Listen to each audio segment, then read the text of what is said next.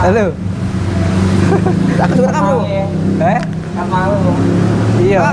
Katawan ini. Katawan. Terus kok gini, orang nggak kerekam kok. Orang kerekam. Oke guys, assalamualaikum warahmatullahi wabarakatuh. Balik lagi di channel gue AGSA Vlog. Nah, kali ini kita sudah di acara, kita sebut aja ngopsan ya, ngopi santai bareng Akang Aziz. Oke, nanti kita lanjut keseruannya.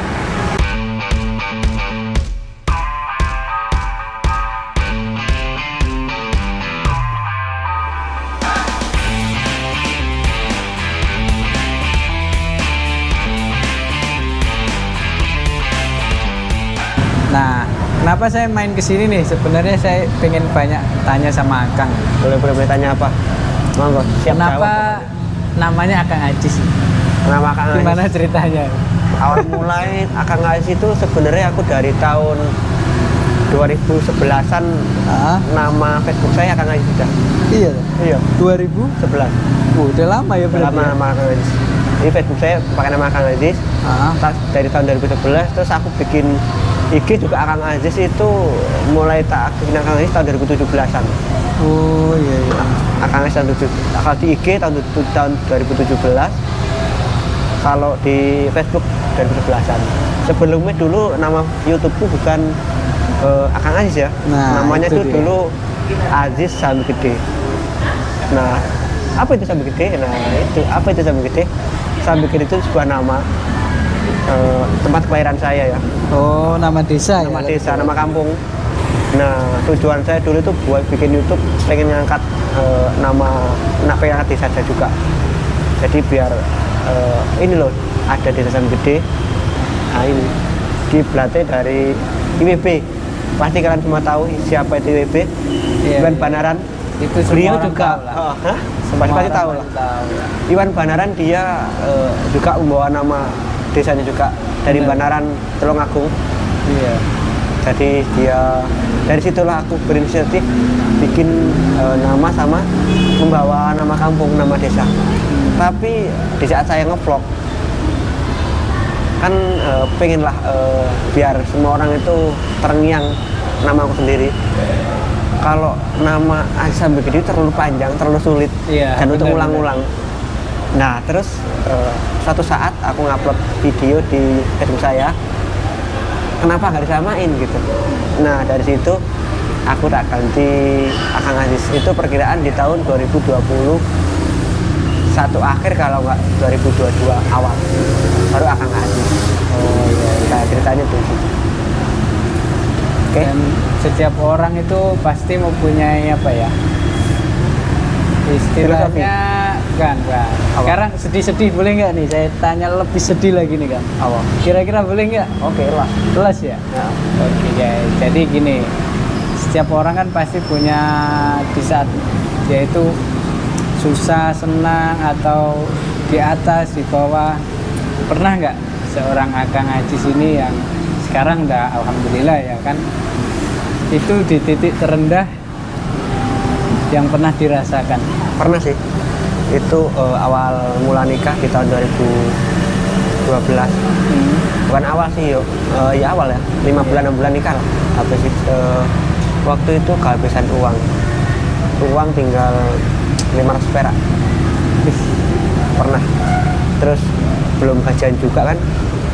Aku zaman dulu nggak ada WA ya, belum ada WA. Ya mungkin udah ada tapi belum pakai. Indonesia pun juga belum semua pakai WA tahun 2012. Sebelumnya sudah ada tapi jarang yang pakai lah Mas. Aku juga belum pakai, masih BBM zaman itu. Akhirnya aku pinjam ke temen, dapat pinjaman 100.000 itu. Tapi masih ada lagi yang lebih terpuruk sih. Itu terpuruk loh, nggak punya uang sama sekali buat makan bingung. Itu udah buat makan bingung, tapi masih ada lagi yang paling terpuruk. Aku kena demam berdarah. Ngelamar di rumah sakit, nggak punya uang. Bayangin kan, kita ngelamar di rumah sakit, nggak punya uang. Kenapa nggak punya uang? Dikarenakan aku nggak ada uang buat jaga-jaga, misal kehabisan uang gitu loh. Uang apa kesehatan itu nggak ada saat itu ya. Jadi uang cuma buat makan aja. Plus punya angsuran laptop. Iya, punya angsuran laptop dulu. Punya angsuran laptop dan udah menipis punya angsuran gimana? Kalian bayangin aja itu. punya angsuran laptop zaman dulu. Terus Iya. ngamar di rumah sakit. Kalian bayangin, nggak punya uang sama sekali. Istriku punya uang cuma 15.000, antara 20 sampai 15.000 lah. Iya. Terus dia nggak tahu mana-mana.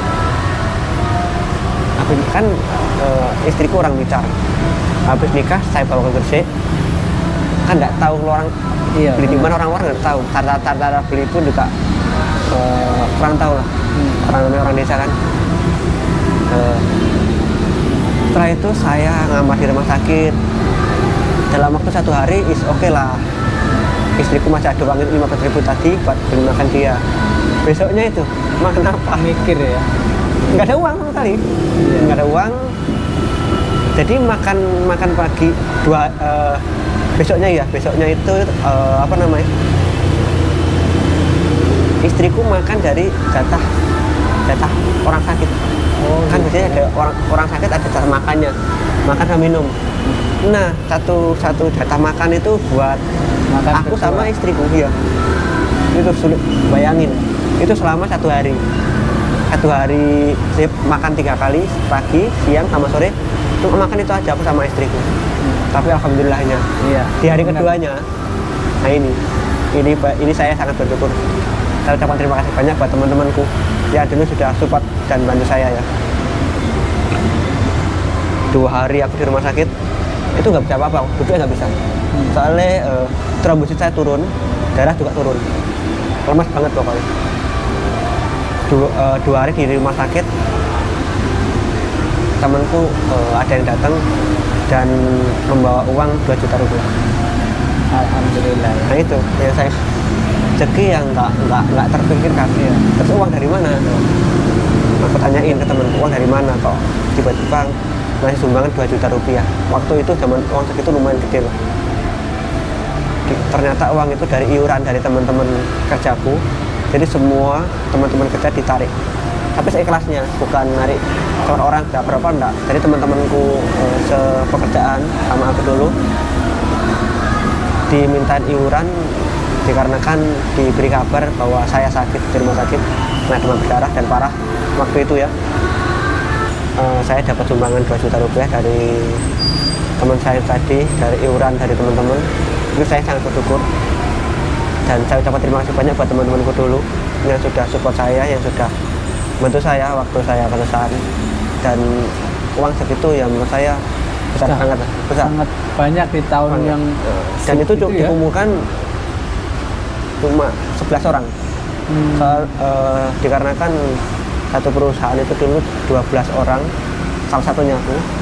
Berarti 11 orang yang ngumpulin uang 2 juta itu tadi. Ya, alhamdulillah, Iya. terima kasih buat teman-temanku. Sekarang entah ada di mana, nggak tahu juga.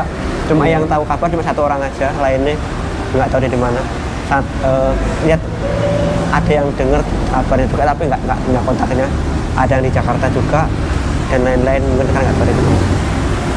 Saya ucapkan terima kasih banyak sudah support saya dan bantu saya. Iya. Waktu itu saat saya kesulitan, itu sih sangat beruntung. Sangat berkesan ya. Dan ini tak kasih tahu juga, waktu itu saya ngamar di antara 4-5 harian. Di waktu itu juga uang itu uang apa namanya, uang 2 juta ya pas banget. Paling sisa antara 1 ribuan lah ya, uang buat pertama kali pendaftaran di antara 400 sampai 500 ribuan. Terus ngamar di rumah sakit selama waktu itu bayar sekitar 1,5 juta. Kok pas gitu loh. Iya, kayak udah ada yang ngatur gitu ya. Preferensi kok pas gitu. Saya ada yang ngatur. Oke, apalagi? Nah, jadi seperti itu ya. Setiap orang itu pasti punya titik terendah dan alhamdulillahnya dengan kesabarannya Mas Ajis bisa sampai kayak seperti ini. Nah, sampai bisa seperti ini mungkin ya kalian tanya-tanya sendiri atau komen atau support sendiri ke Boleh. channel atau akun sosial medianya Akang Ajis ya. Kenapa bisa sekarang jadi seperti ini? Ya kalian penasaran kan? Boleh kepoin. Kan susahnya sudah tadi. Kalau Iya. senangnya kalian cari tahu sendiri. Terus jika kalian kepo, ada lagi juga di salah satu videoku. Ah. Di situ nampak tilas. Nampak gitu tilas juga. ceritaku. Nampak tilas Akang Ajis saat merintis mencari pekerjaan zaman dulu dan pernah tinggal di mana aja, itu di videoku ada. Ini cerita nampak tilas Akang Ajis. Terus tanya apa lagi? Mungkin itu aja sih Kang, kenapa saya main ke sini ya karena itu. Kok bisa ya Kang bisa kayak gini tuh pasti punya titik terendah di mana seseorang itu akan diangkat gitu. Makanya Bener-bener. saya Harus bangkit. kalau diajak cerita susah itu saya biasa gitu. Pernah sok dikarenakan pernah ngalami ya. Iya, karena saya juga lebih susah gitu. Saya benar-benar nggak terurus lah. Intinya cari kebahagiaan sendiri, kemudian sudah bisa bekerja ya, alhamdulillah. Cerita hidup itu berubah. Jadi seperti itu Bang. Oke, siap. Itu yang pahitnya lah. Lumayan pahit lah kalau diceritain panjang nanti. Soalnya kalau kalau dalam rumah cerita keluarga itu kan hitungannya itu per tahun kan. Benar-benar. Itu nggak bisa kembali kan. Iya, iya. Titik terendah yang nggak bisa kembali. Soalnya kalau udah bisa ya udah bisa. Anak akan jadi korban. Jadi buat pelajaran kehidupanku juga nanti, buat keluargaku, jangan sampai kita itu menjadi seperti masa lalu kita. Kita harus bisa merubah masa lalu itu untuk lebih baik lagi buat kita ke depannya. Seperti itu ya. Itulah sedikit cerita dari Mas AGS Vlog ini. Iya, keluh kesah yang Jadi yang bikin selama ini, enjoy aja. yang selama ini kalian lihat, dia sering senyum, sering tertawa ya kan, sering menghibur kalian semuanya. Di balik itu semua dia pernah merasakan Susah. susahnya kehidupan. Oke, itu dari saya Kang Aziz. Mungkin ada tambahan lagi? Udah cukup? Mungkin itu aja lah. Kita ngopi dulu guys. Oke. Jangan sedih-sedih terus. Siap. Oke. Oke lah, mungkin sekian dulu ya kita main di tempat Akang Ajis. Oke. Jangan lupa